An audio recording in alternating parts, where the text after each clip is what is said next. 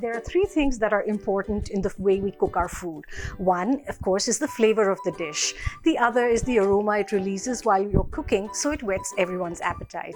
And finally, how you present it. Hi, I'm Rupa Balachander. I'm a food writer and I also host a cooking show.